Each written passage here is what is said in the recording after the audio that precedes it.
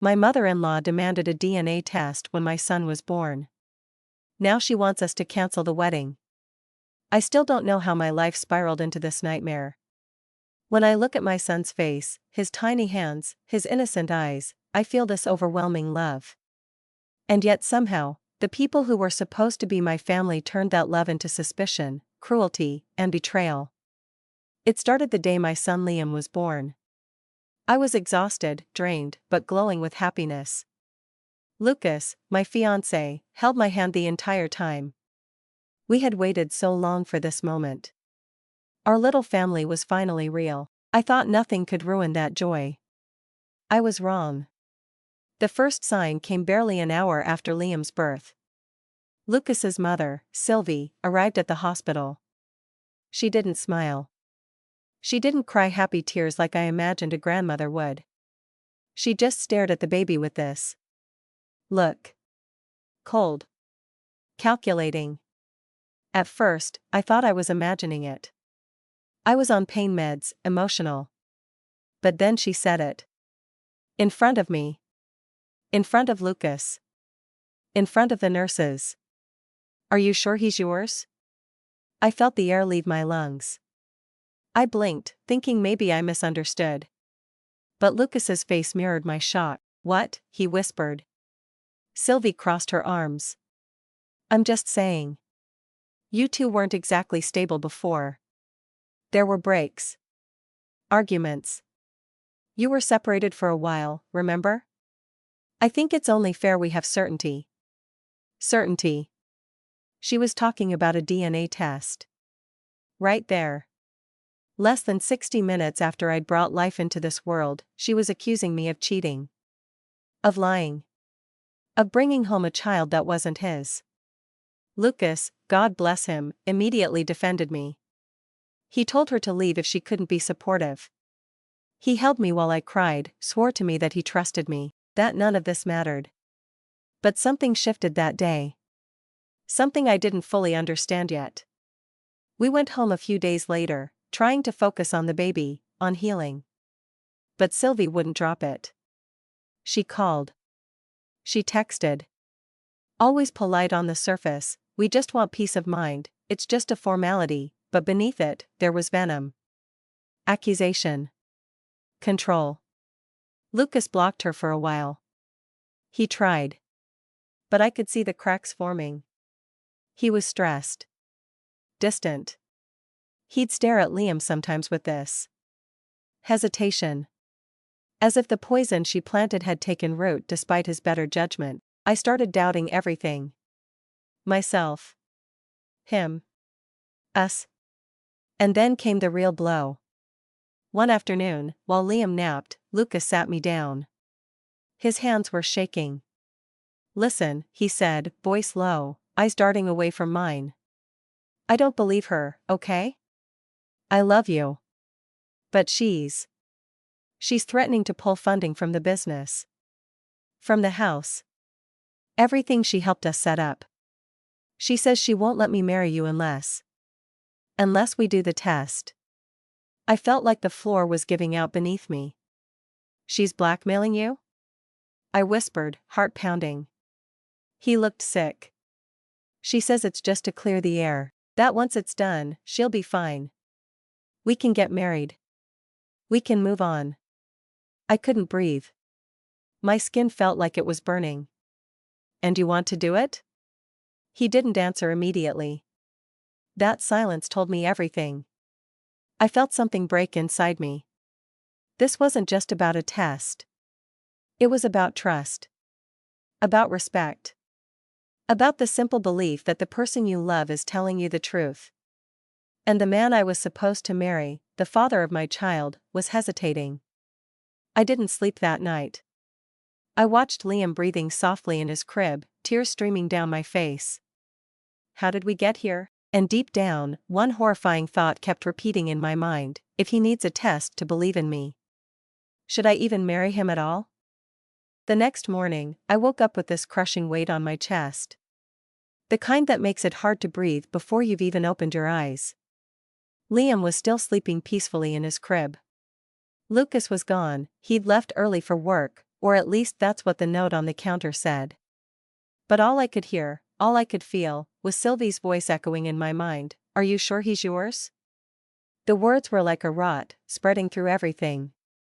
I'm not someone who cries easily, but that morning I sat on the floor of the kitchen, knees pulled to my chest, and I cried until my whole body ached. It wasn't just about the DNA test, it was the betrayal underneath it. The fact that Lucas didn't shut it down. The fact that deep down, some part of him must have wondered. That was the real wound. I didn't leave the house all day. I just sat there, feeding Liam, rocking him, smelling his sweet skin, and trying to stop my thoughts from spiraling. When Lucas came home, I knew immediately something had shifted. He barely looked at me when he walked in. He kissed Liam, avoided my eyes, and mumbled something about work stress. I couldn't take it anymore.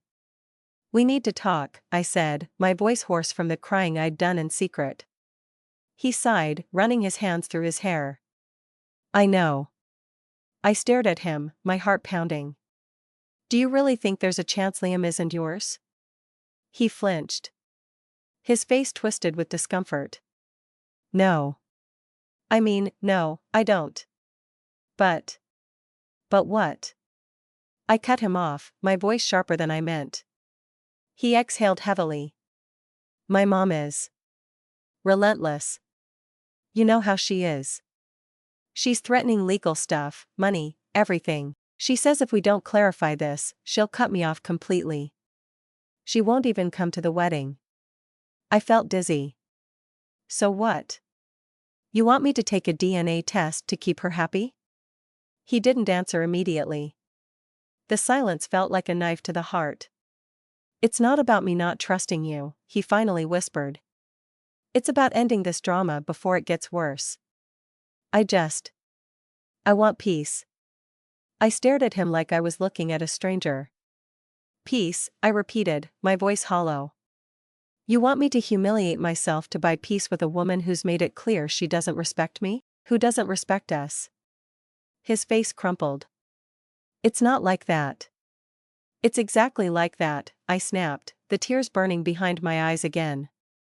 "If you trusted me, this conversation wouldn't even be happening. And now you're asking me to hand over my dignity to someone who's been trying to control you your whole life." He looked down, ashamed but still silent. And that's when it hit me. Not just the betrayal, but the cold, hard truth. This wasn't just about Sylvie. This was about Lucas.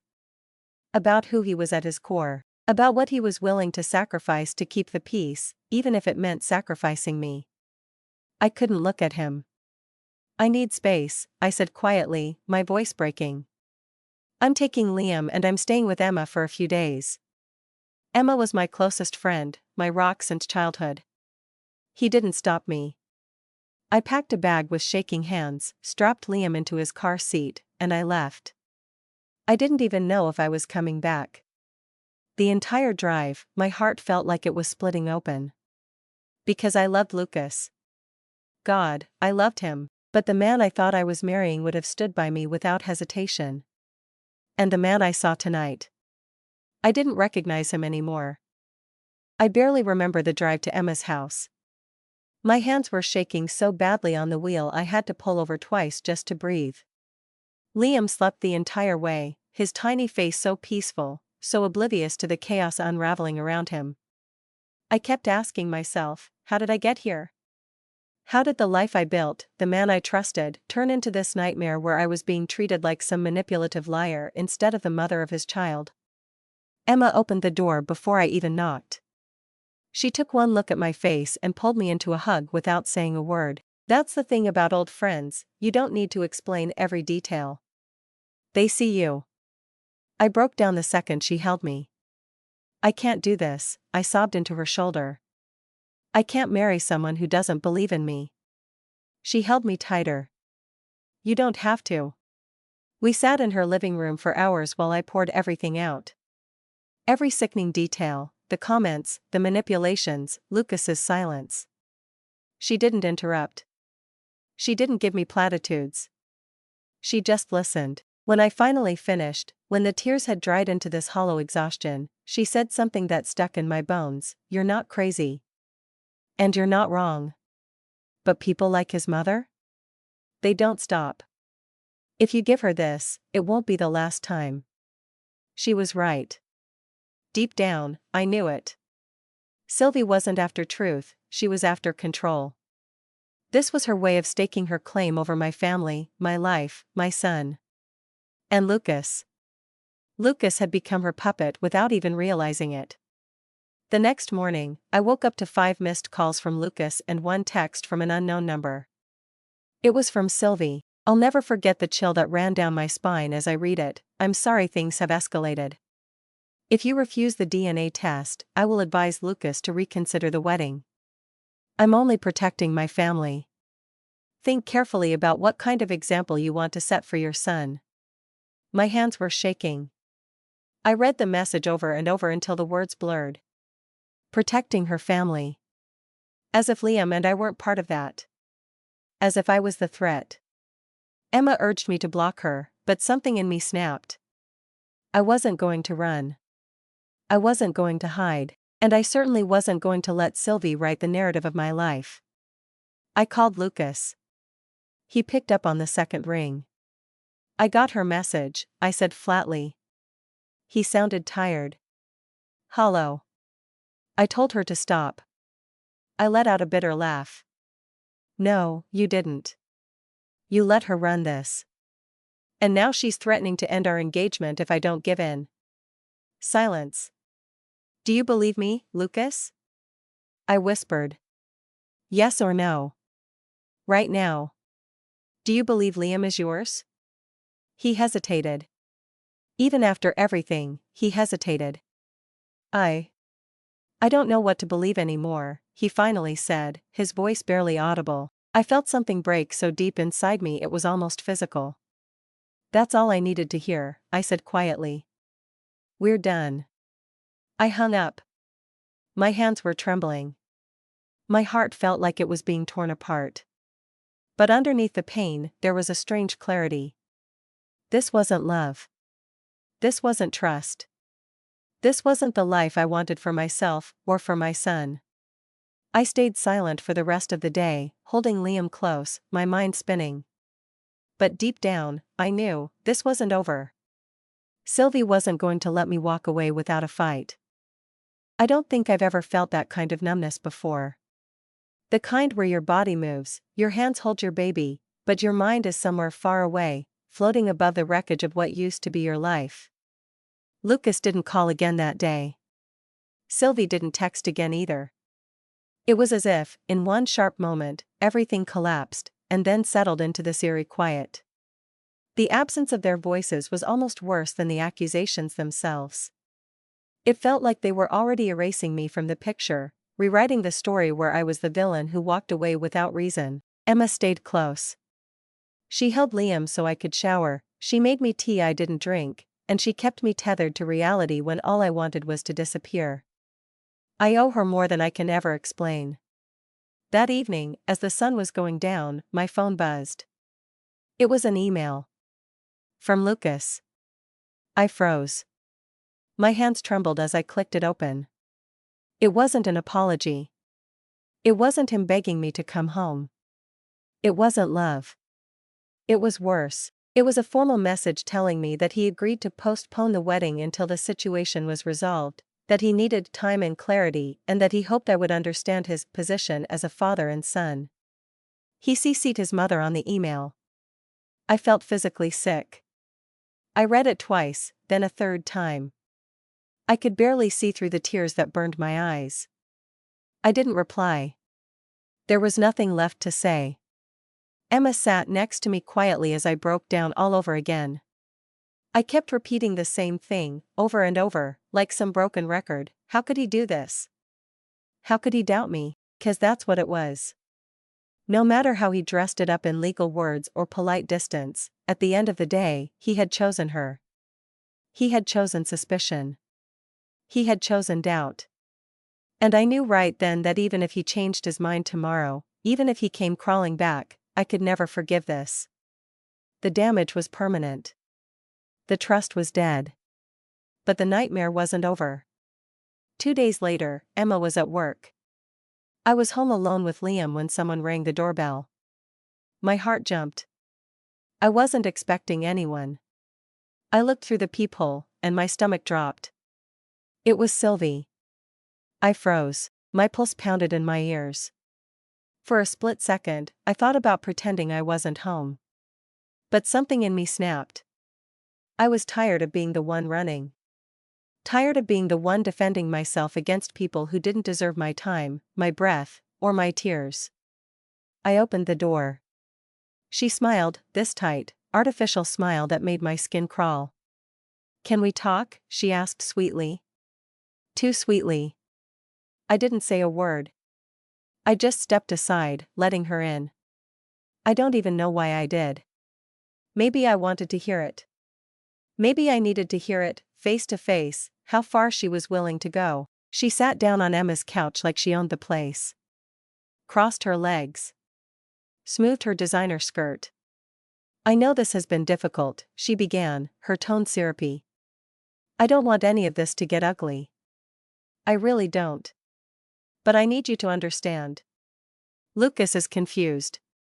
He's emotional. And all we're asking for is peace of mind." I stared at her. Peace of mind for what? You think I cheated on him? Is that what you're saying? She kept that fake smile. "Darling, it's not about belief. It's about facts.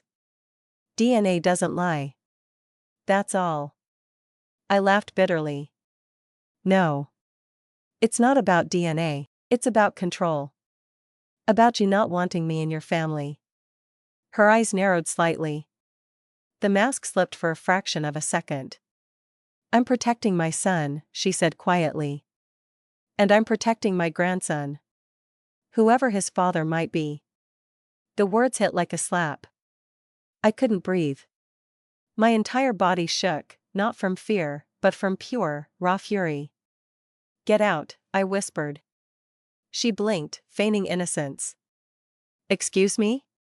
"Get out," I said louder, my voice shaking.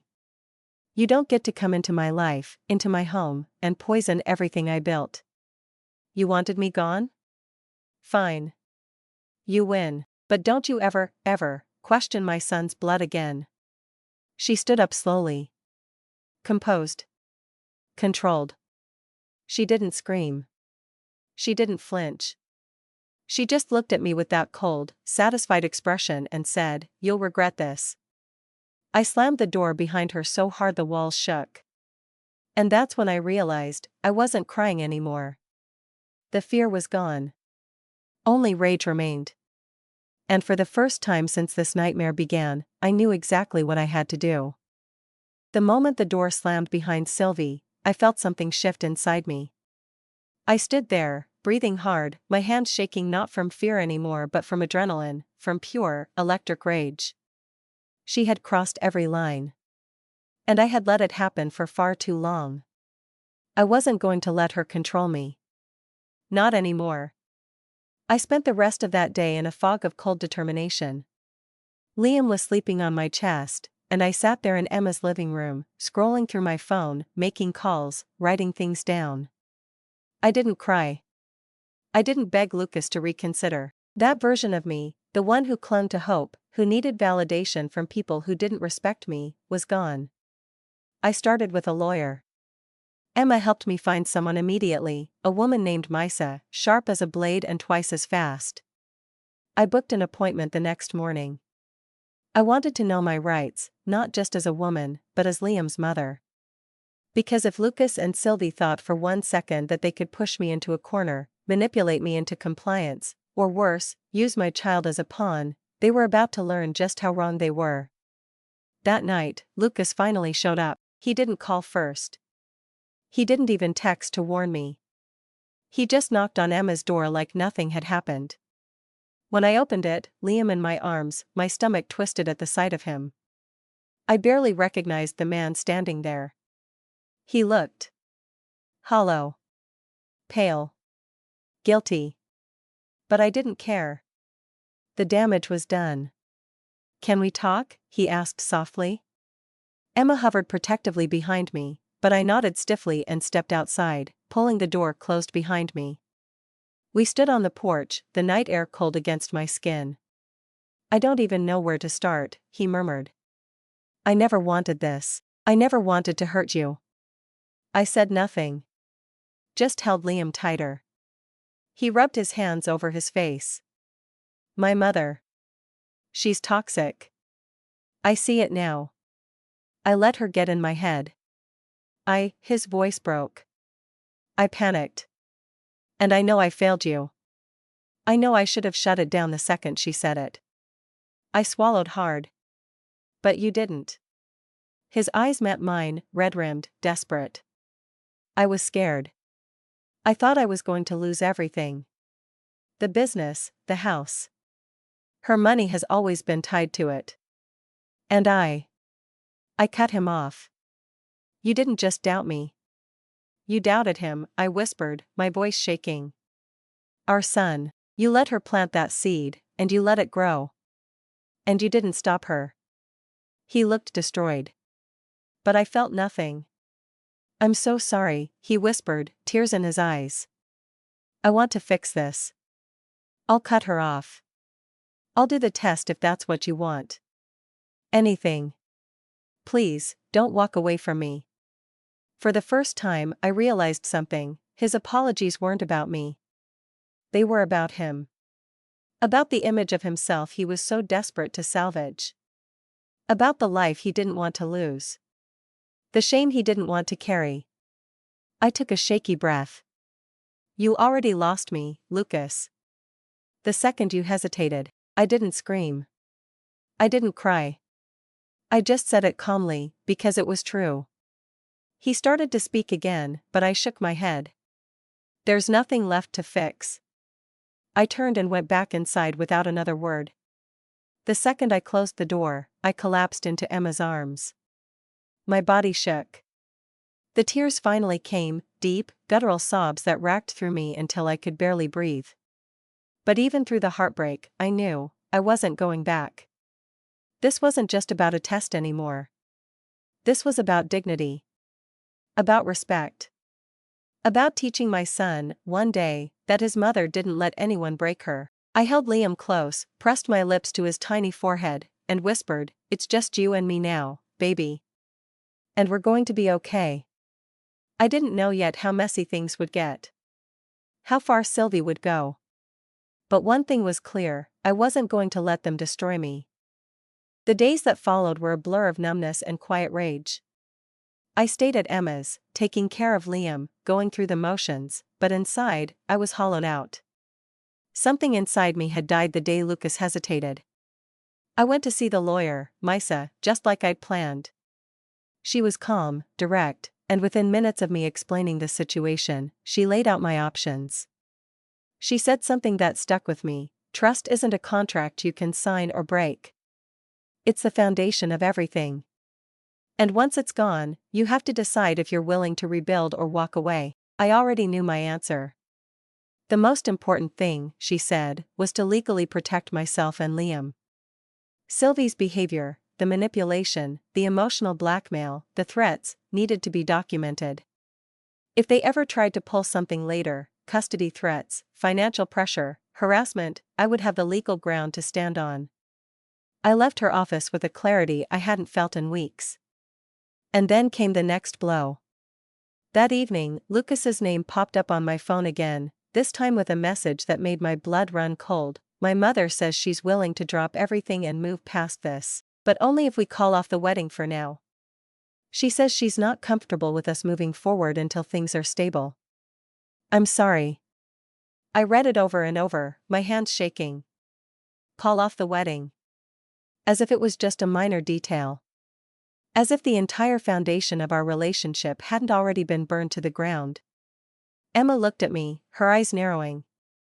He's still not choosing you, she said softly. He's still letting her steer his life. I nodded slowly, the realization cutting through the last threads of denial I was holding on to. I didn't reply to his message. Instead, I sat down and I wrote one of my own. Carefully. Calmly. I told Lucas that I was done. That I would not be marrying a man who allowed his mother to humiliate me, question my character, and turn the most sacred moment of our lives, becoming parents, into a weapon. I told him I would raise our son without his lies, without his weakness, and without the toxic cloud of his mother poisoning everything. I told him I'd see him in court if he wanted to fight over Liam. But I doubted he had the spine. I hit send. I thought I would feel relief. I didn't. I felt shattered. The next 2 days were silent. Lucas didn't call. Sylvie didn't reach out. It was like they had both vanished, washing their hands of me. I tried to focus on Liam, to stay grounded. But then, on the third night, something happened that chilled me to the bone. A letter was slid under Emma's front door. No postage. No envelope. Just a single sheet of paper with blocky, angry handwriting. This isn't over. If you think you can take my grandson away from his real family, you'll regret it. No name. No signature. But I knew. I knew. Sylvie.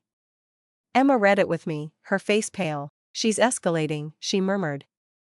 You need to show this to your lawyer immediately. And I did.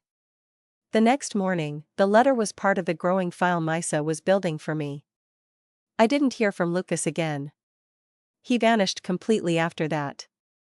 But Sylvie, she wasn't done. I could feel it in my bones. The woman who wanted me to prove my baby's bloodline now wanted to erase me entirely. And deep down, I knew, the Real fight was only just beginning. I couldn't sleep after that letter. Every tiny noise outside made my heart jolt. Every shadow felt like a threat. I knew Sylvie was unhinged, but until that moment, I hadn't realized how far she was willing to go. Emma was my rock, but even she looked shaken. We double-checked all the locks, installed a camera at the front door, and I started keeping my phone charged and within reach at all times. The fear wasn't just emotional anymore, it was physical. And through all of it, Liam was my only light. His tiny breathing, the way his little hands curled around my finger, it kept me sane. He was the only reason I hadn't completely broken apart. 2 days later, just as I was starting to feel like maybe things were calming down, Emma came rushing into the room holding her phone, her face drained of color. Have you checked Facebook? She asked, her voice shaking. I frowned, my stomach twisting instantly. No. Why? She handed me the phone. There it was. A long, public post from Sylvie. Tagged family members, mutual friends. A carefully crafted piece of venom dressed up as concern. It breaks my heart to see what's happened to my son and his child. Some people have no respect for family values. Some people lie, manipulate, and use innocent children for their own gain. We are praying for the truth to come out and for the safety of our grandson. Thank you to everyone who has reached out with support during this devastating time. I read it once. Then again. My vision blurred with fury. My hands were shaking so hard I could barely hold the phone. She didn't name me directly. She didn't have to. Everyone who knew us, everyone who had followed my pregnancy, the engagement, knew exactly who she was talking about. Within minutes, the comments were rolling in. People offering sympathy. People assuming the worst. People believing her. She's always been trouble. Some women trap men with babies that aren't even theirs. Praying for the father and the child. I couldn't breathe. I felt like I was drowning. Emma grabbed my shoulders. Hey. Hey. Look at me. This is what she wants. She's pushing you to crack. I sat down, my legs too weak to hold me.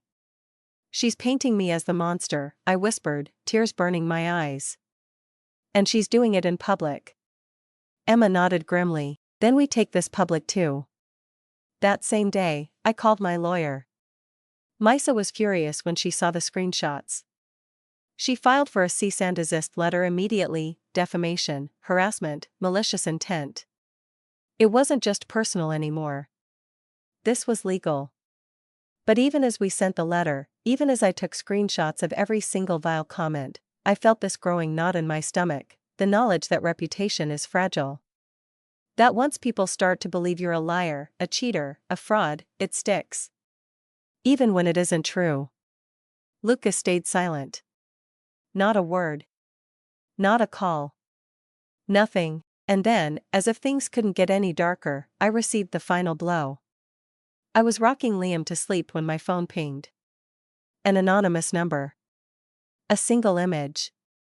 I stared at it, my breath catching in my throat. It was a photo of me. Outside Emma's house. Carrying Liam. Smiling faintly at him. The caption underneath made my blood run ice cold, "He's better off without you. You'll lose him soon anyway." I dropped the phone. My knees buckled. Panic like I've never known gripped my entire body. Emma called the police immediately. They took it seriously, finally. They agreed to file a harassment report and flagged the case for immediate investigation.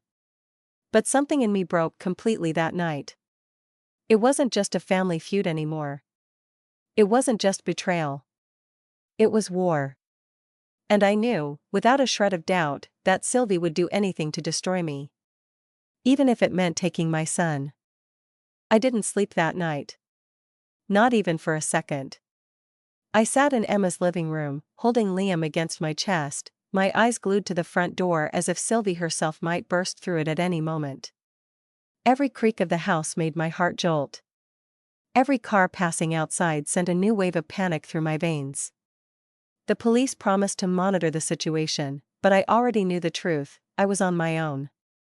The next morning, my lawyer called.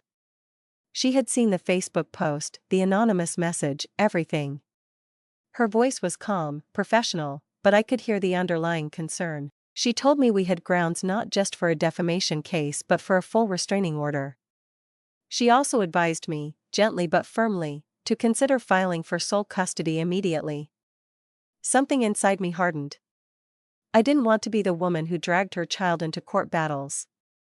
I didn't want Liam to grow up hearing stories about how his family ripped itself apart before he was even old enough to understand. But I also knew this, I had no choice. Sylvie had crossed every line. She wasn't going to stop until she either destroyed me, or took my son from me. Lucas never reached out again, not once. The man I had loved, the man I had imagined building a life with, was gone. Erased. And I realized, maybe he had always been this weak. Maybe I had just refused to see it. I spent the next few days quietly gathering everything, screenshots, voicemails, text messages, the anonymous threats, the public humiliation. Every piece of evidence went straight to my lawyer. Then, without warning, Sylvie made her next move. I received an official letter, hand-delivered, informing me that Sylvie was petitioning for grandparent visitation rights. She claimed I was emotionally unstable, irrational, and acting in ways that could harm the well-being of her grandson. She cited the fact that I refused a simple DNA test as proof that I had something to hide. I remember standing there, letter in hand, Liam sleeping in the bassinet, and for a second, I felt like the world tilted sideways. I could barely stand. Emma read it too. Her hands clenched into fists.